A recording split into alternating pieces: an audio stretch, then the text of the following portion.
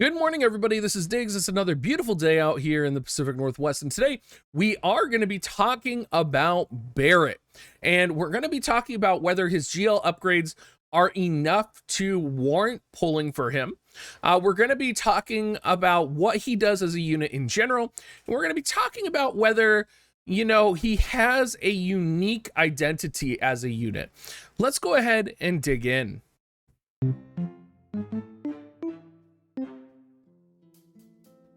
For Barrett, he has access to Subjob, Gunner, and Pugilist. And I think this is important.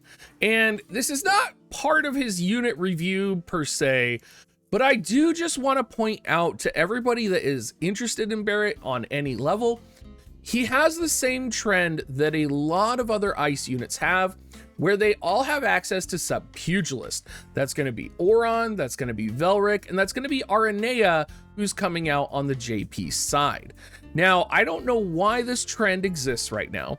However, this could be kind of a sign that our first actual fist unit is going to be ice-based, and that Barrett could potentially be a synergistic unit with them.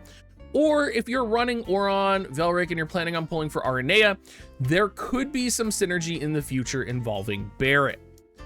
Now, going back to his kind of initial review here with that kind of out of the way, his TMR, pretty unimpressive. Defense 10, critical evasion 10, HP plus 524.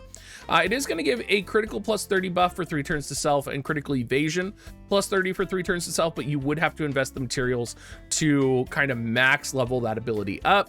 I would say not particularly worth it, especially since you're probably going to be sacrificing some agility, and agility is something Barrett really struggles with. You can see that in his base stats, his agility is only 57, which is on the lower end for UR units, I would say. His mastery ability is really good, though. HP 10% for ice allies, ice attack up 15 for ice allies. He gets an additional HP 10% for himself, and he gets defense penetration 15 for himself as well. So that's going to, of course, synergize with Cloud, because Cloud had a lot of defense penetration. The HP 3800, is actually pretty high. Attack 384, defense 8, dex 289. So it's kind of all, you can definitely tell he's this, it's very similar to like Bikini Lilith, right? Where he's almost this like defensive gunner just a little bit. He has 15% slash resist. He has 10% missile resist. He has no resistance to magic, right? So he will be crushed by Black Rose Helena, which is unfortunate. He does naturally have resistance to disable and slow, which is good. And I think when we get to his GL upgrades, there may just be a chance that he is actually viable and usable on the GL side. Take a look at his support kit and his counter kit. His support kit offers some interesting versatility, is how I would classify it. Avalanche Soul gives defense up, critical evasion 15. Spiritual Unity gives range 2. Prepared to Carry Everything gives increased chance of being targeted. I think this could be used in a lot of different ways to either manipulate the enemy AI if you're running a raid, or, it could be used to your advantage in numerous ways, right? Because Barrett's going to be backline, he's not going to be up front. And so there's going to be things where maybe you'll lure the enemy in, right? Very similar to the Trials of Reckoning with Final Fantasy IV, where the strategy was to lure the enemy towards the stairs. Should be pretty interesting to see and use. Strike counter, so upgrade to the Pugilist counter with accuracy plus 20. Secret of Shooting, missile attack plus 15, and Fighting Spirit, HP plus 12% and attack plus 24%. I think I'll probably be running Spiritual Unity and missile attack up, and potentially that enmity generation if I wanted to screw with an opponent's AI. His counter, now his counter is interesting. Angry Counterattack is kind of a shorter range counter shot, which decreases agility 20% for 3 turns to target. A couple of things with this, he does have to survive in order to counter shot, and this is significantly lower range than the actual counter shot ability. It's smaller by, actually, I believe it's 2. It's either 1 or 2 in there, but that could be important, especially if you're setting like range 2 on him. You're probably going to want to set counter shot if you're trying to be further backline, just so that you have a chance for this to actually proc. His limit break is interesting because it is 43 AP. It is a 2-hit ice missile attack, and it does deal 200% damage, just single target only, with a 67% chance to confuse. The question is, are you going to be running him high faith? Will his confusion land a lot? I actually think it will. I actually think you will run Barrett on the higher end for faith. And I know that might be a little suicidal with the amount of Black Rose Helenas out here, but hear me out as we get into kind of the changes to his primary kit here. Now, his primary kit, we're actually going to start in his sub kit. And the reason we're going to start here is because one of his GL exclusive buffs is coming here, and it really reminds me of something Umbra Rays told me a long time ago about Barrett. And I remember being in his stream and asking him about Barrett, and he had said that Barrett wasn't really adopted on the JP side because of his single target nature. And when I was going through and recording the buffs for, you know, what Barrett was going to be getting, one of the buffs that was coming was a buff to energy reload, which is the missile attack plus 60% for 1 turn. And they said they're going to make that more powerful. And for me, that's really interesting because it almost seems like they're trying to create like a sniper character. And there's some other things, hear me out, that kind of make me think this. And I wonder if Barrett is going to potentially actually see some very powerful, maybe live PvP capability. And if potentially you're going to be able to use him to one-shot enemies, you know, outside of the normal range that you might be able to do that. The other reason that I think this is because they also buffed Fuel Burst Kai. Fuel Burst is his ability which lowers the enemy's defense by 30 for 3 turns. And it has a 25% chance to inflict slow. This is also important because I was talking about how we might be using his limit break. You might want to consider the faith level with him so that slow actually lands here. A lot of people are, you know, protected against disable, but they're not protected against confusion and slow. So Barrett does actually have status ailments which could actually land on the opponent. And the buff that this ability is getting, it's getting reduced from 26 to 20 AP, and it's getting plus range, and it's getting plus range height. So you're going to be able to use it to hit a lot more enemies at a higher range than you could previously. I just think there is something to this which potentially could make Barrett like a one-shot sniper machine. I could see shenanigans in live PvP with this. I think there is like these global changes to him would potentially be enough to give him his own type of identity that we haven't seen in a gunner class yet.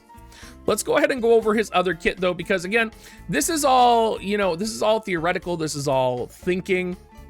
We don't know what the buff to energy reload is going to be. And we haven't seen maybe if there is more GL changes or if there's maybe new VCs that are coming out.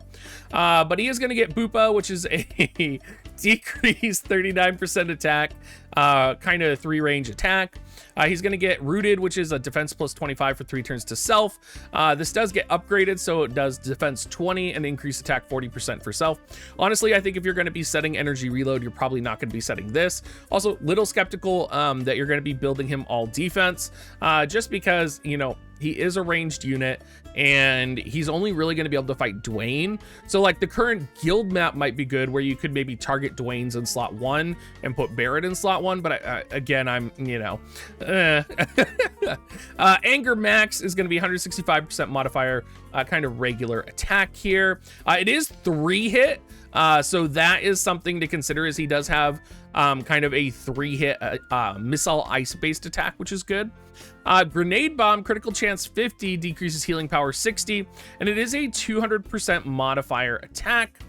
And of course, if you are up close, he has 0 range, which is a 205% modifier, which dispels to ignore fatal damage for target. So all of this is something to consider. He does also have a fist-based attack in his primary off kit, which is a 170% modifier, 25% chance to inflict immobilize. Again, just having access to those hand-to-hand attacks or those fist attacks are just something that I am constantly looking for right now. Now that I know that there are so many ice units with sub pugilist, I telling you guys, this is the digspiracy of 2021, and that is that, you know, 4 months from now or 2 months from now, we're going to get like a global exclusive, like ice fist unit that's absolutely going to destroy, and you are going to want to, you know, pair him with other ice units that are sub pugilist. I'm just saying, I'm like conspiracying it up over here. Other things that you could do with Barrett, of course, he has access to Sub Gunner, which wouldn't be too bad. He does have Council, which is increased critical hit rate by 42 for 3 turns to allies. So if you are trying to go for any type of a critical hit rate build, he does have Blackout, which is a 25% chance to inflict blind on the opponent.